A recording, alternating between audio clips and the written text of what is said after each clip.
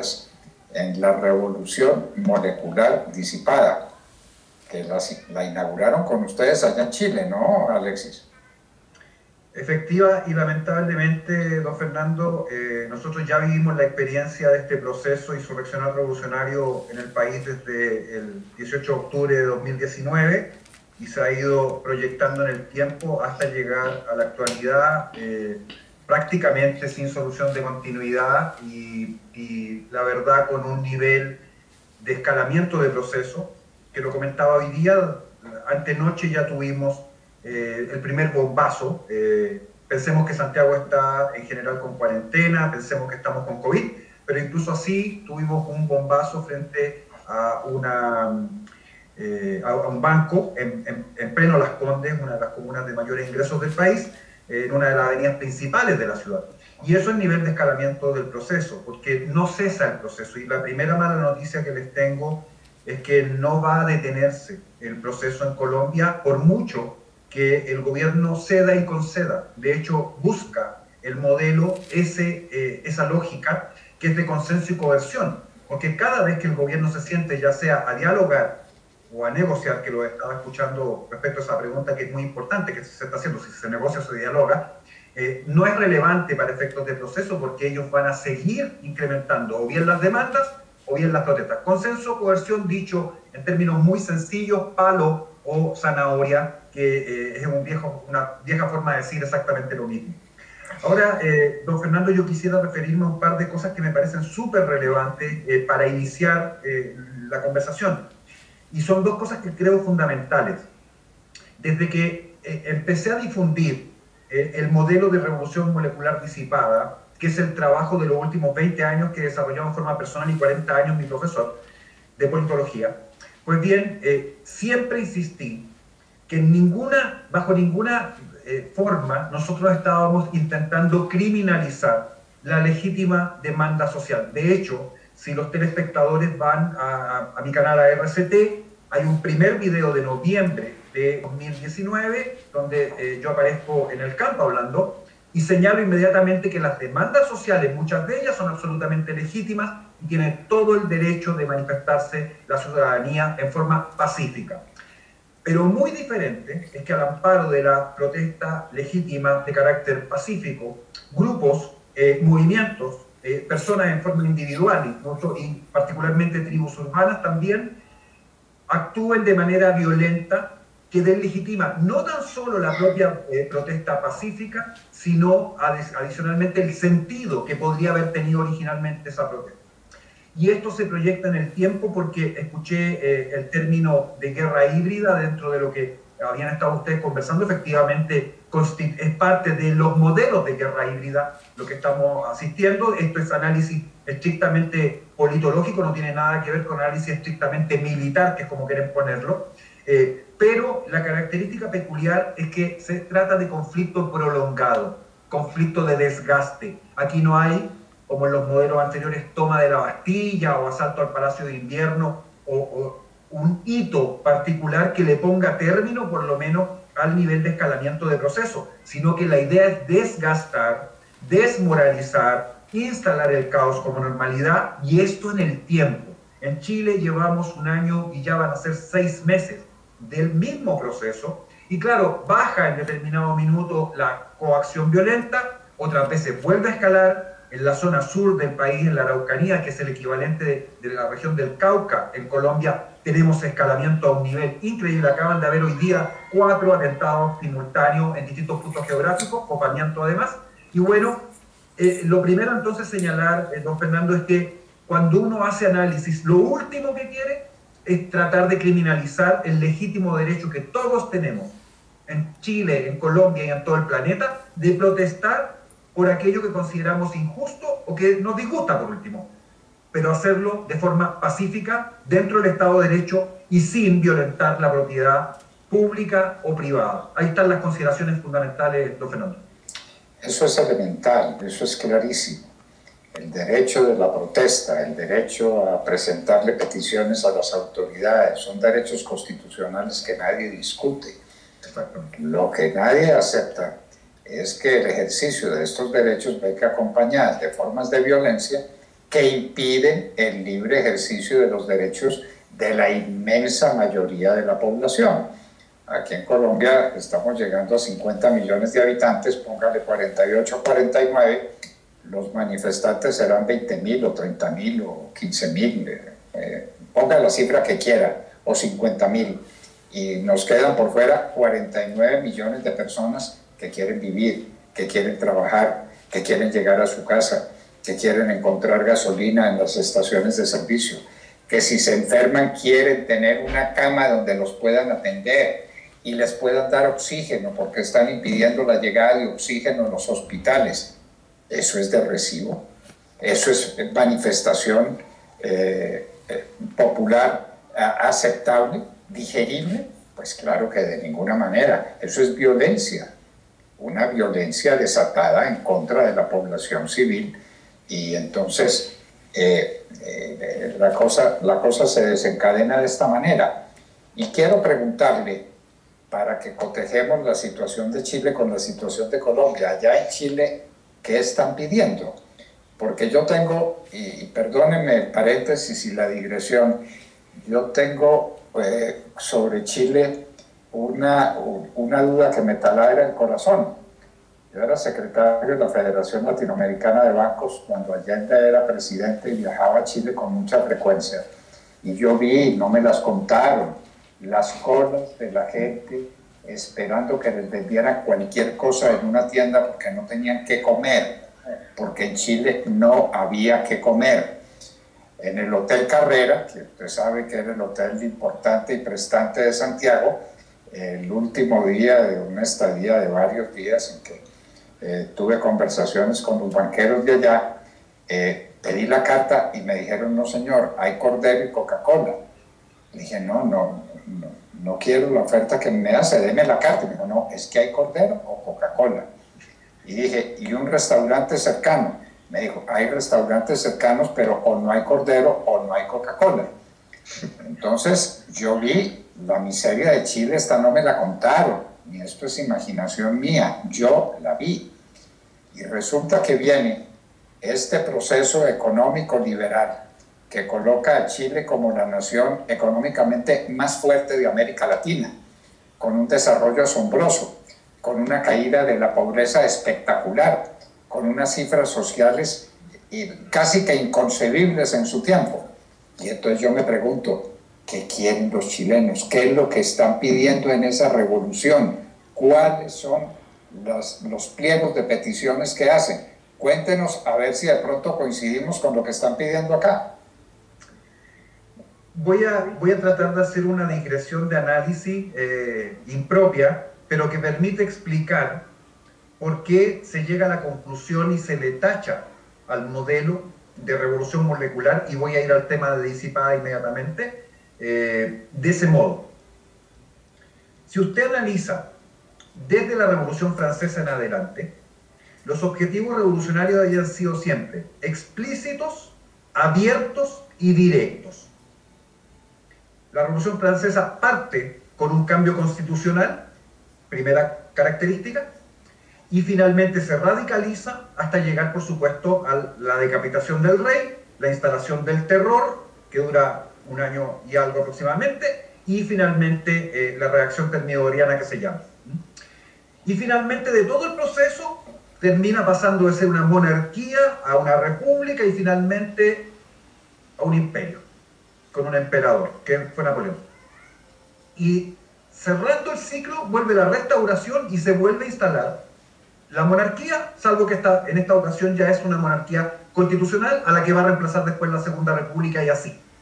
Hay objetivos de carácter entonces en esa y en las siguientes, revolución en Cuba, las que usted quiera analizar, que son, reitero, abiertos, directos y bastante específicos. Cuando a finales de los 60, desde la Revolución de los Estudiantes de París, los autores de deconstrucción, los más importantes, y siempre nombramos 4, pero son enorme cantidad, y esto es por simplificar y por tratar de comunicar de manera sencilla, ¿no? Michel Foucault, Félix Guattari, Gilles Deleuze, Jacques Derrida, y se le pueden sumar muchos más. Bueno, cuando empiezan a trabajar el análisis de los modelos insurreccionales anteriores, se percatan de que en definitiva ya las grandes movilizaciones de masas típicas del siglo XX, con esa estructura vertical de conflicto que era vamos a ir por la cabeza del rey, una estructura que se asemeja por razones analógicas al ajedrez, y lo que tenemos que lograr entonces es jaque mate al rey en todos los modelos anteriores. Pero ya estamos en un proceso donde no hay gran capacidad de movilización social y donde un par de décadas después, o una década después aproximadamente, cae la Unión Soviética, se muere entonces el modelo de socialismo real en el mundo, se da por declarada la victoria falsa del capitalismo y viene la tesis de Fukuyama del fin de la historia, ¿no? Porque se acabó el enemigo.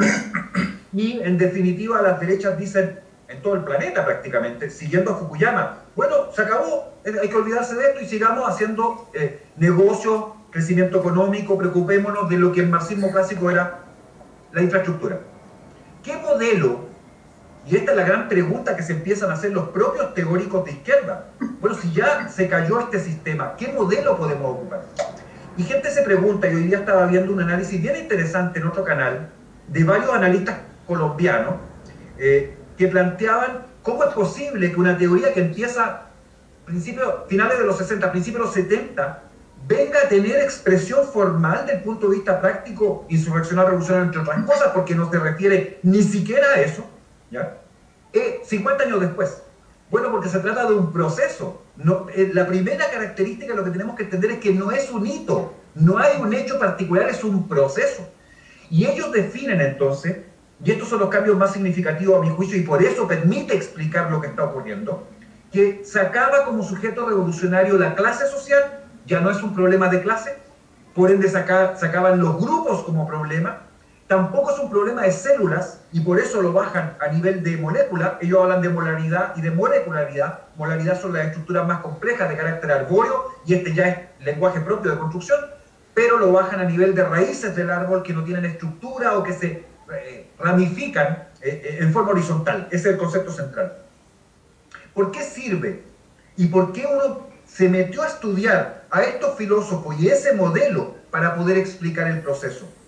Porque la inexpresión de una demanda de carácter estructural que correspondería al modelo vertical anterior, la ausencia de esa demanda específica, que puede darse en el caso de Colombia en particular, porque lo que queríamos era que se cayera la reforma tributaria, o que se fuera el ministro, pero eso va a ir avanzando. Bueno, cuando confluyen múltiples colectivos distintos, dispersos, no asociados necesariamente, con objetivos propios que incluso pueden ser antagónicos. Usted entenderá que si están marchando por un lado, voy a poner un ejemplo, feministas radicales, anti-heteronormativas, patriarcales, falocéntricas. Ese es un conglomerado de los muchos que marchan y muchos que han hecho protestas. Aquí mismo en Chile están las tesis famosísimas por el baile que han desarrollado, junto con colectivos de carácter trotskista o leninista, ¿ya?, que también existen. Y de hecho, en pleno Bogotá, vi rayados del Partido Comunista Clásico en plena Plaza Simón Bolívar. Así que están los dos. Y resulta que el marxismo clásico es vertical, patriarcal, heteronormativo, etc.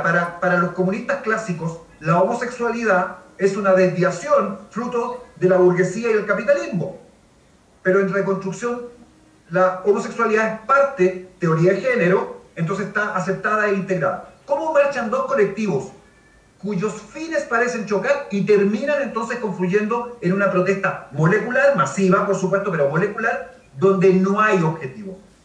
Porque al final del día el gran descubrimiento y la gran herramienta, y está explicado y es de manual en los textos de deconstrucción, particularmente en Contribución a la Guerra del Curso, colaboración de Deleuze con Tikkun, el colectivo de construccionistas francés físico, que existió físicamente como grupo entre el 99, 98 y el 2002 aproximadamente, y que desaparece y se sumerge y se transforma en el ejército de la sombra a propósito de la detención de su líder, acusado de realizar atentado explosivo en el metro de París. Pues bien, en ese libro que estoy citando, Contribución a la Guerra en Curso, una de las frases capitales es, bueno, dejémonos de cosas, dicen, porque al final de las cosas, el terror y la crisis son maneras de gobernar. Y esa es una frase capital, absolutamente capital para entender el fenómeno.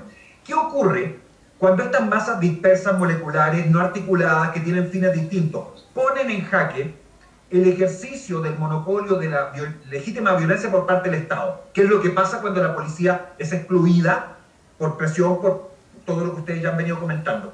Ocurre que la gente empieza a sentir miedo, temor, terror. Y esa es una forma de gobierno, como el caos también lo es. Y la gente dirá, ¿cómo usted puede gobernar con caos? El problema de gobierno, y es un análisis súper basal, viene del origen de la palabra. Gobierno viene del griego tokibernetes, el navegante, o kiberne, el timón de un barco. El que toma el timón de un barco puede ser el capitán del barco, puede ser el timonel, que es una figura secundaria, que tiene conocimiento técnico, puede ser un tripulante al que se le asigna tomar el timón en determinado momento, pero también puede ser un pirata que se sube al barco y toma el timón y dirige la nave hacia determinado lugar.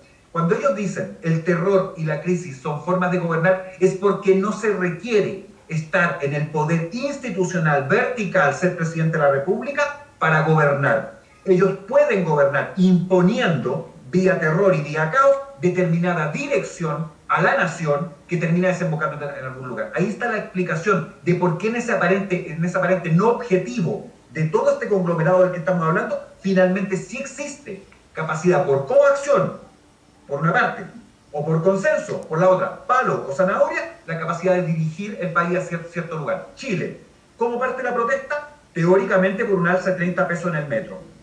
¿En qué deviene la protesta en un mes en cambio de la Constitución? ¿Qué tiene que ver 30 pesos en el metro con cambio de la Constitución? Aparentemente nada. Pero ¿cómo tomas el timón y haces que el país completo gire hacia allá y obligas a la clase política vertical, tradicional, institucional, a aceptar una demanda, comillas, que viene de la calle, es decir, del movimiento horizontal y del movimiento, en el fondo, molecular? Ahí está la explicación, don Fernando. Don Alexis, si me permite, doctor Fernando, oyentes de la Hora de la Verdad. En Bogotá, obviamente, uno de los primeros personajes de la vida pública que ha hablado de la revolución molecular disipada fue el expresidente Álvaro Uribe Vélez. A propósito de eso, inclusive agentes de la extrema izquierda en la política, algunos han burlado de la teoría y otros inclusive la han tomado en serio y han borrado luego el trino porque hablan de la revolución molecular disipada y hablan de venceremos, de patria, socialismo o muerte.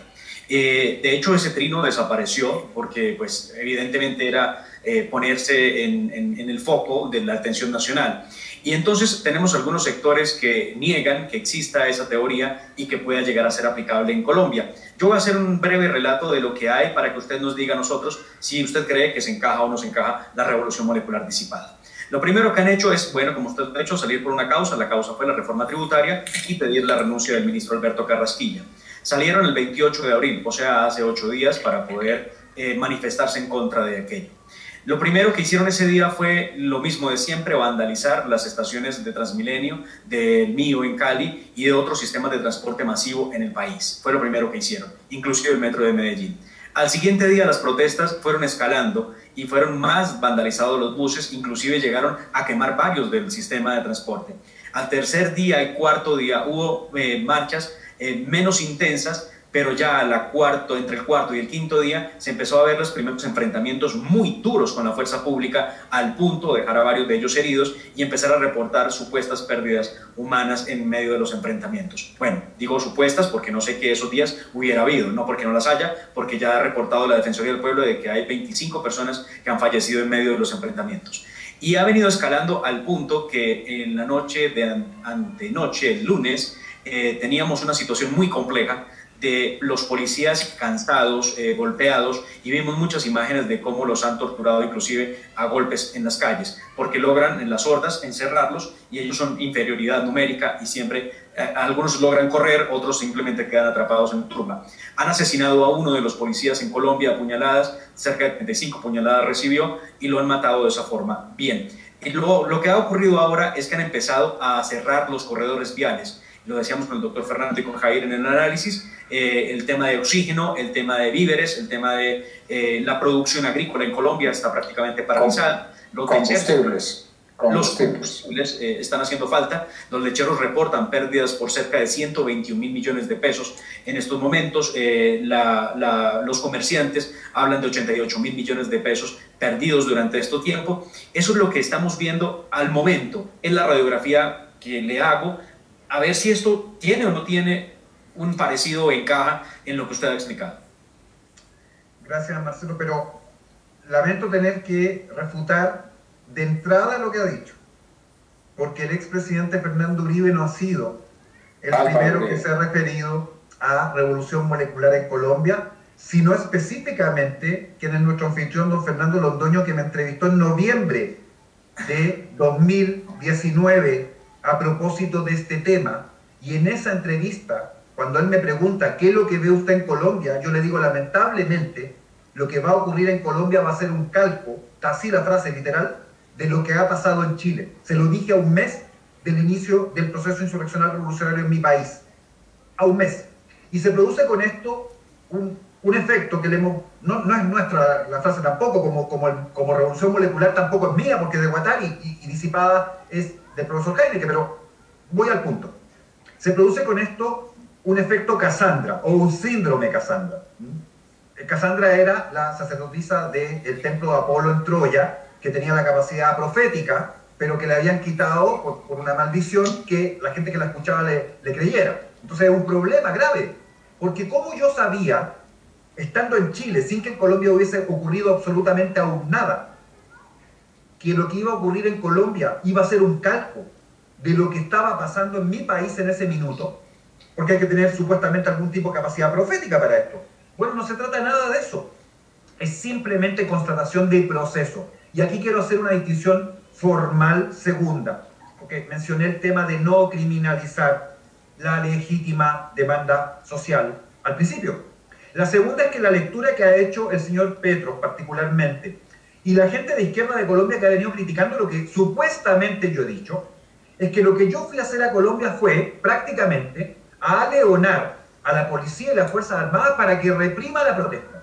Y yo los quiero invitar a todos a que revisen con atención las conferencias que di allá, que quedaron grabadas en video, que están en mi propio canal, las anteriores incluso, cuando yo les alerto de lo siguiente, explico lo que es conflictividad vertical, la que todos entendemos entre ejércitos, etcétera, y explico conflictividad horizontal, y lo ejemplifico, y esto es metodológico y además es teórico, respecto a usar el ajedrez como concepto y el Go, juego oriental que se llama Weiqi en chino y Badu en coreano, como la analogía que ocuparon los propios deconstruccionistas para el modelo, desde el punto de vista de la estrategia. Y yo les digo enfáticamente, cada vez que he tenido que decirlo, que la policía y la Fuerza Armada no tienen capacidad, ni preparación, ni saben cómo enfrentar un modelo horizontal de conflicto. Y con esto lo que les alerto, y me lo preguntaron específicamente, ¿y qué tenemos que hacer? Bueno, el problema es que tienen que desaprender toda la formación vertical que tienen por mando, estructura, jerarquía, para poder entender este otro modelo de conflicto. Y en ese modelo de conflicto horizontal les pasa lo que yo hago como analogía, que es lo siguiente. El modelo, ni siquiera hablemos de revolución molecular si quieren, el modelo analógicamente, frente a una estructura que podría ser o bien de falange o bien de legión, de todas las estructuras de conflicto vertical tradicional, y ahí hice referencia falange griega, legión romana, pues bien, en este modelo no existe esa estructura. Este modelo es rizomático, ¿no? Desde el punto de vista de estructura. No tiene estructura. Luego, ¿qué se parece más o menos a eso? Una gelatina. Este movimiento parece una especie de gelatina que se mueve y avanza, pero sin estructura clara. ¿Qué ocurre cuando usted intenta pegarle un combo a una gelatina? Bueno, ocurre que usted entra la mano en la gelatina y la saca, y probablemente con restos de gelatina puestos en la mano, pero la gelatina permanece allí porque carece de estructura que usted pueda golpear realmente. ¿Se entiende por qué entonces no sacan nada? Y acá lo probaron hasta nivel exhaustivo, con que la policía se desgaste y desgaste, tratando de verticalmente confrontar algo que es horizontal. No funciona. Lo que yo les fui a explicar fue justamente esto, que no funciona. Y con eso, y me permito, discúlpenme el mensaje en directo, decirle al señor Petro que deje de mentirle al país que yo fui a aleonar o a decir que la policía reprima en forma violenta a los manifestantes, porque todo lo contrario, les voy a explicar que no sirve el modelo. Y quiero ser enfático, ¿por qué? Porque a fuerza de difamarme y además tergiversar el mensaje que yo fui a dar, está dando con toda la explicación contraria a lo que yo fui a explicar. Para resolver conflictos horizontales, usted no puede recurrir a estructuras verticales, tan simple como eso, es tomar una pieza de ajedrez que podría ser un alfil y tratar de ponerlo a jugar en un tablero de Go. Eso es lo que yo digo analógicamente en la presentación y todas las veces que tuve que decirlo lo expliqué. No les sirve. ¿Qué logran? Y ustedes acaban de señalarlo. Lo mismo que pasó en Chile. En Chile, por cada civil herido en las protestas durante un año y 6 meses, tenemos promedio 5 policías heridos. 5. Con heridas de baja consideración, contusiones, hasta fractura expuesta, rotura de mandíbula, pérdida de ojo y quemaduras, como ustedes ya las tienen, por uso de bombas molotov. 5-1. Y no es que no haya heridos dentro de la población civil manifestante, por supuesto que los hay, pero ahí está la proporción en Chile. Y si yo hago las cifras que ustedes acaban de mostrar, qué curioso, de nuevo hay una analogía, es casi estricta, del 1-4 promedio, en que están ustedes hoy día. Les va a costar un poquito más nomás en llegar en el 1-5. Pregunta entonces, ¿van a seguir enviando a la policía a contener? La policía no reprime, es el lenguaje insurreccional. La policía contiene. ¿Qué contiene? Que se desborde, que escale más el conflicto. Esa es la función principal de la policía. Contención. Eso hace la policía. Van a irla a tratar de contener una gelatina que se le escapa por entre los dedos. Síganme con la analogía, por favor, porque es una forma fácil de entenderlo para la audiencia. La policía no tiene capacidad y lo que van a tener como resultado es lo mismo que ocurrió acá. Cada vez más policía herido, cada vez más población más asustada, cada vez población demandando más fuerza para contener la gelatina y la gelatina sigue avanzando. No hay respuesta. ¿Y entonces no hay respuesta? No es respuesta. No es que no haya respuesta. No es respuesta. ¿Qué hizo finalmente la policía? 2 cosas.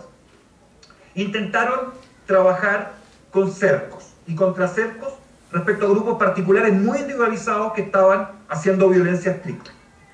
Los lograron cercar, los emboscaron y los detuvieron. Esto fue un momento muy particular dentro del escalamiento del proceso, porque no había ocurrido. Los grupos iban al choque, se replegaban, después finalmente llegaba la noche, se dispersaban, se diluían y de ahí se disipaban, ¿no? Revolución molecular disipa, una forma de entenderlo, porque disipación no significa exactamente eso, y ya voy a ir al punto. Y esto para motivo de los analistas que todavía no entienden por qué está el agregado disipada al modelo, ¿ya? Porque como no estudian y no leen y no tienen idea de lo que están hablando, hoy día en ese programa que yo vi, los 3 analistas colombianos que estaban presentes parten reconociendo que no entienden ni saben ni han leído Revolución Molecular. Entonces, ¿de qué me están hablando? Bueno, sigo con la analogía. La policía los detiene, alrededor de 40 o 60 personas, ya la cifra se me ha perdido, y pasan al procedimiento de detención y llegan al tribunal. Jóvenes, promedio 17, máximo 35 años, muchos de ellos jóvenes de clase media alta, con estudios universitarios. No estamos hablando de lumpen, no estamos hablando de gente marginada socialmente ni excluida desde el punto de vista económico, no. Clase media, común y corriente, incluso un poquito más. Los llevan y los pasan a proceso de detención y cuando llegan frente al juez, juzgado garantía, abogado por la garantía, por supuesto presente, y el juez dice, ¿qué hicieron? Tiraron piedras, lanzaron bombas molotov, que eso tiene penalidad específica, pero hay que probarlo a la persona, no sacan nada con hacer la acusación a todo el grupo de detenidos, cada uno individualmente con fotos y con testimonios, etc.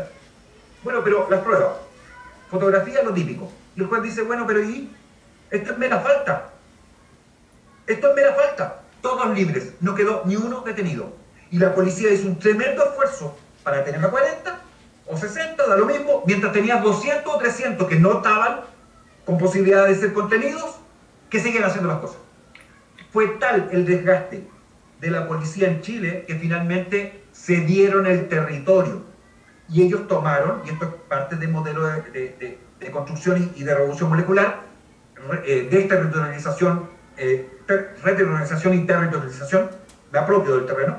Tomaron entonces, finalmente, largos meses, Plaza Baquedano, rebautizada teóricamente como Plaza de la Dignidad, con la profanación constante y continua de uno de los mayores héroes de la historia nacional, el general Baquedano. Y la policía se replegó. Y al final los miraban.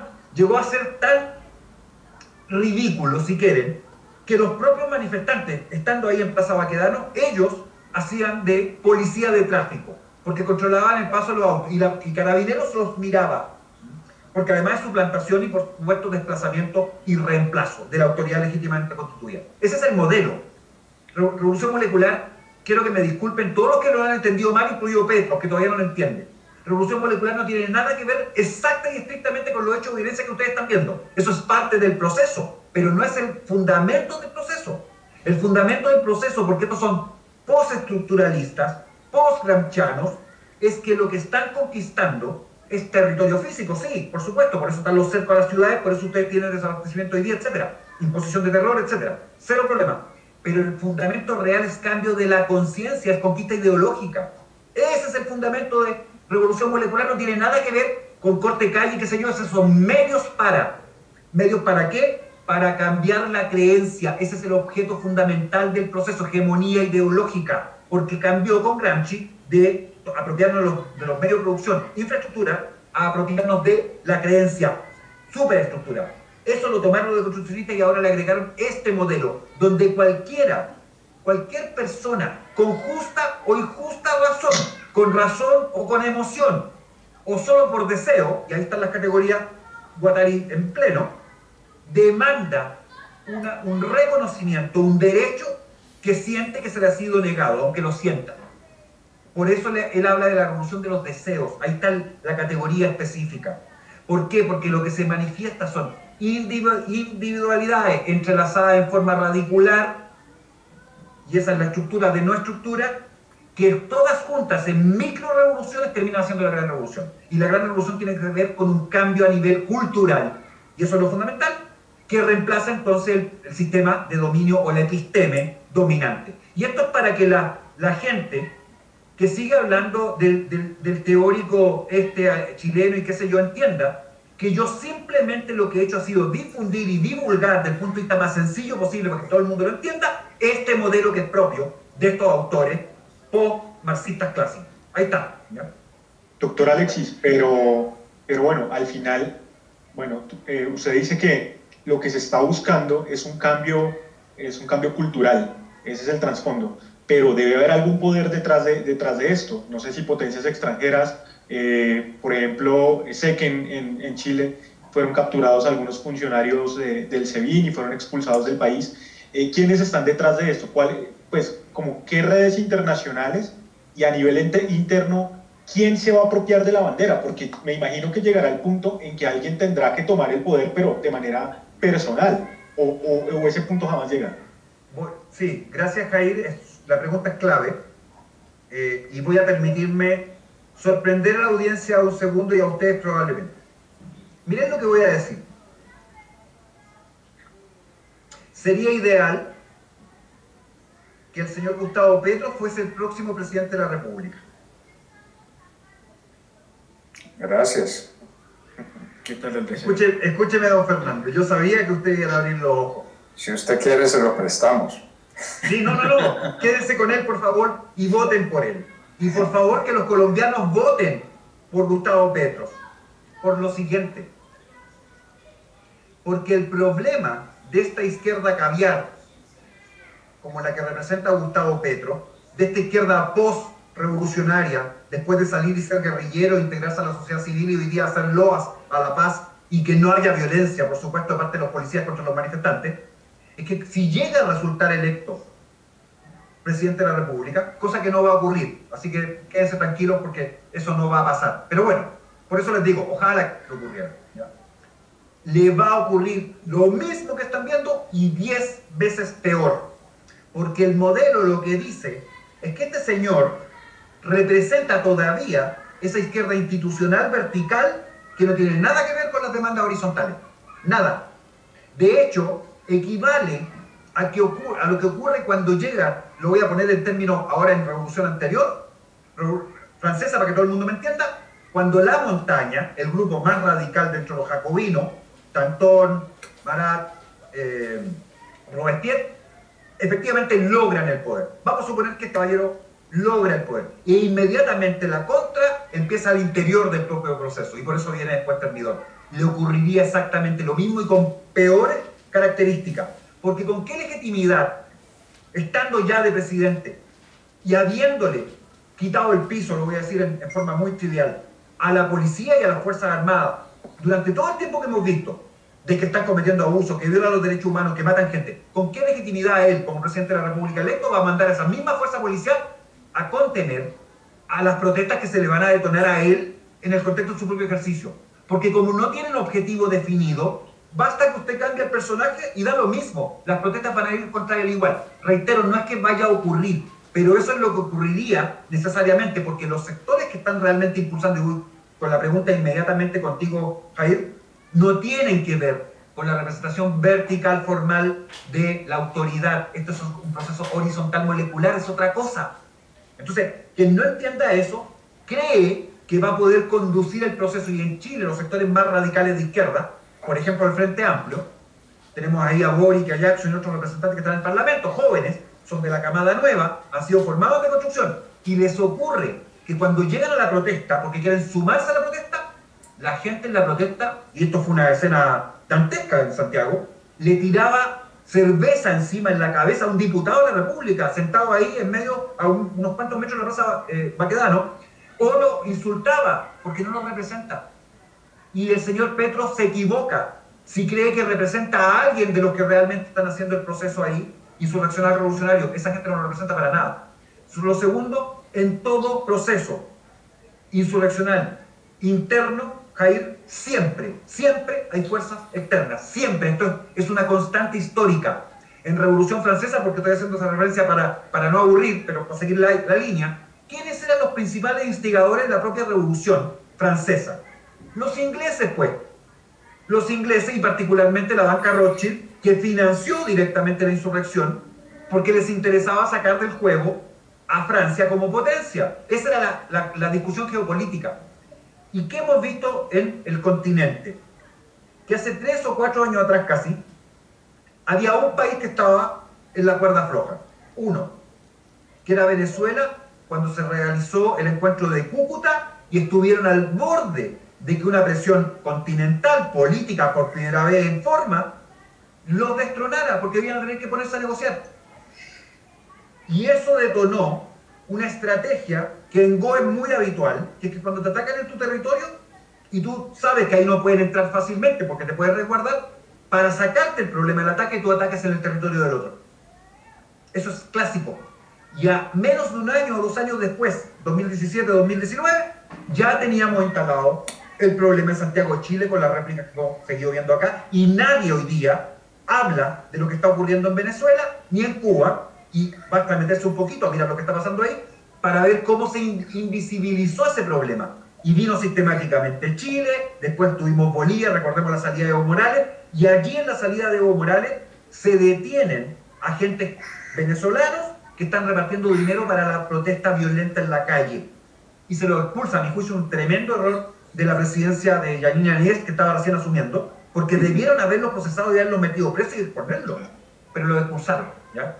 Y voy a ir un dato más. Cuando estuve en Paraguay en enero, del 7 al 14 de enero allá, me reuní con el ministro de Defensa de Paraguay, que me infidenció que poquito, el 2019, cuando había empezado el proceso en Chile, fue la inteligencia chilena a conversar con él allá, y él le preguntó, ¿y acaso ustedes no saben que están pasando agentes venezolanos por Paraguay para ir a Chile y nosotros ya los detectamos? Y acá no sabían nada.